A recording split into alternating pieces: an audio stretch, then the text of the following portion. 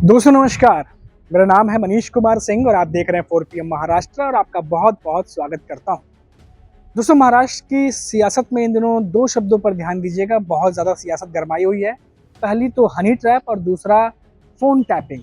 जी हाँ दोस्तों, phone tapping को लेकर महाराष्ट्र की सियासत इन दिनों गरमाई हुई है। आपको बता दें कि शरद पवार के एनसीपी के नेता हैं रोहित पवार।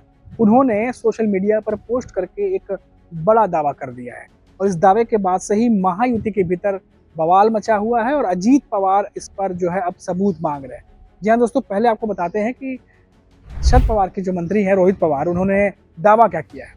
सोशल मीडिया पर पोस्ट करके रोहित पवार ने कहा है कि सरकार में शामिल कई मंत्रियों के फोन आजकल बंद आ रहे हैं, स्विच ऑफ आ रहे हैं। क्या इन मंत्रियों के फोन टैप किए जा रहे हैं? इस पर जल्द ही सच्चाई जो है या आगे की बात जो है वो बताऊंगा। अब इस पर सियासत गर्मा गई है दोस्तों। जैसी ये बात अजीत पवार को मालूम चली, एक प्रेस कॉन्फ्रेंस में उन्होंने मीडिया से बातचीत करते हुए, पत्रकारों से बातचीत करते हुए कहा कि आरोप लगाना सबका अधिकार है, लेकिन साथ ही साथ सबूत भी देने चाहिए।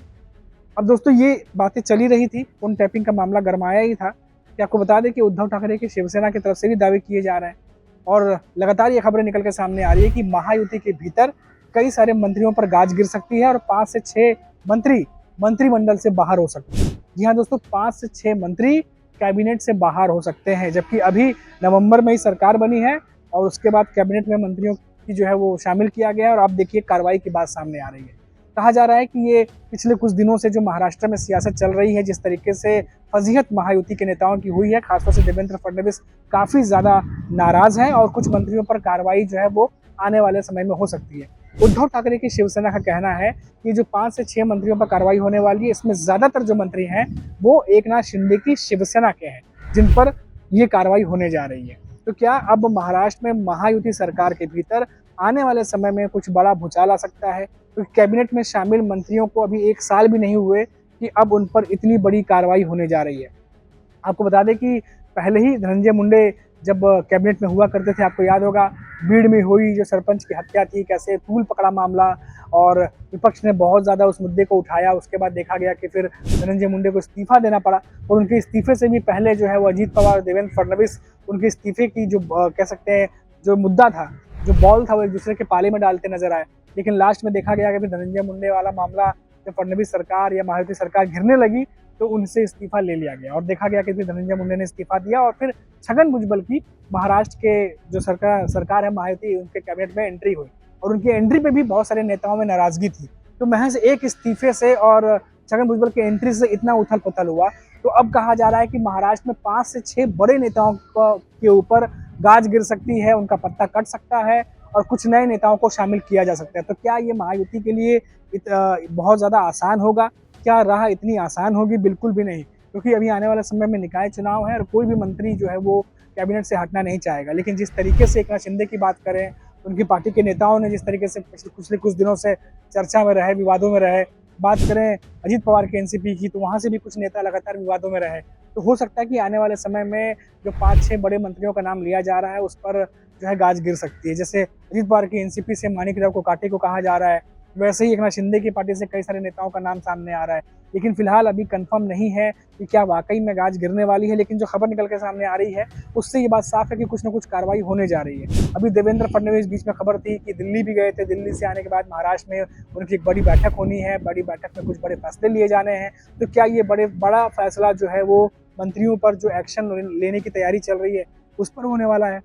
बहुत सारी बातें जो है दोस्तों यहाँ पर अब चल रही हैं। इसके अलावा अगर हम बात करें तो जैसे शरद पवार के एनसीपी के नेता हैं रोहित पवार आए दिन कोई ना कोई जो है वो खुलासे करते रहते हैं। अभी बीच में उनका भी एक वीडियो वायरल हुआ था जब एक पुलिस स्टेशन में पुलिस के साथ में कुछ उनकी कहासुनी हो गई थी बीच में, क्योंकि आपको याद होगा विधान परिषद में बहुत ज़्यादा बवाल मचा था, 2 गुटों के बीच में झड़प हो गई थी। उसके बाद काफ़ी महाराष्ट्र की सियासत गर्म से गुजरी है। तो अब रोहित पवार जो कुछ भी बातें कर रहे हैं, जो कुछ भी दावे कर रहे हैं, क्या उसमें सच्चाई है? क्या वाकई में महायुति के भीतर ही कैबिनेट में शामिल मंत्रियों के फ़ोन टैप किए जा रहे हैं? क्या इसी वजह से अपने फ़ोन को स्विच ऑफ रखा हुआ है कुछ मंत्रियों ने, जैसा कि दावा रोहित पवार कर रहे हैं? अगर ऐसा है ये बहुत बड़ी बात है, बहुत बड़ी खबर है दोस्तों, क्योंकि इससे पहले भी आपको याद होगा कि देवेंद्र फडणवीस जो महाराष्ट्र के सीएम है, मुख्यमंत्री कार्यालय है, उन्होंने पहले ही ये बात साफ करके रखी थी कि जो ओएसडी हैं नेताओं के या निजी सचिव हैं, वो फाइनल तभी किए जाएंगे जब देवेंद्र फडणवीस उस पर हामी बनेंगे। कई नेताओं का देखा गया कि ओएसडी और निजी सचिव रोके गए।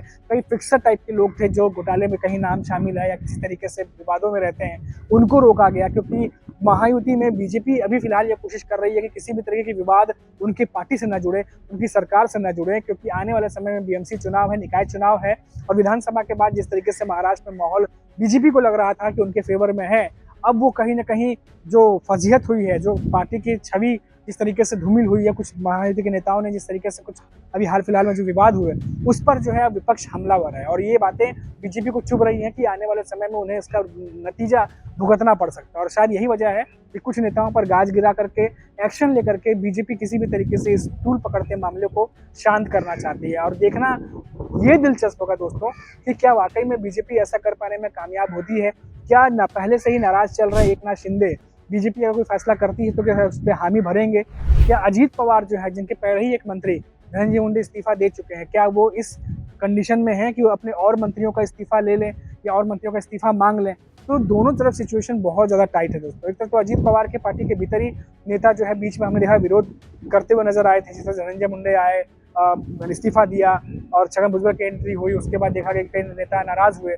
उधर एकनाथ शिंदे के नेता जो हैं वो लगातार नाराज रहते हैं क्योंकि कई मंत्रिमंडल उन्हें नहीं दिए गए, कई जगह पर पालक मंत्री उनके नेताओं को नहीं बनाया गया। तो इन तमाम चीज़ों के बीच में जो पहले ही गहमा गहमी चल रही है, क्या इन सबके बीच में नेताओं पर एक्शन ले करके क्या शांति से तमाम बातों को बीजेपी निपटा लेगी? ये इतना आसान नहीं लग रहा दोस्तों। और इसीलिए कहा जा रहा है कि ये जो 5 से 6 बड़े मंत्री हैं, अगर इन पर एक्शन होगा तो महाराष्ट्र की सियासत में कुछ बड़ा भी घटित हो सकता है। तो ये देखने वाली बात होगी कि आने वाले समय में क्या होता है। फिलहाल शरद पवार की एनसीपी और उद्धव ठाकरे की शिवसेना, दोनों ही पार्टियां इस समय बीजेपी और महायुति सरकार पर हमलावर हैं।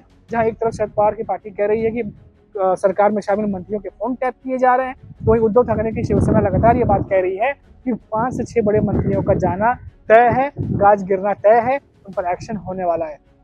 देखते हैं आने वाले समय में क्या होगा, हमारी नजर बनी रहेगी और जो भी अपडेट आएगा वो हम आप तक अपडेट लगातार पहुंचाते रहेंगे।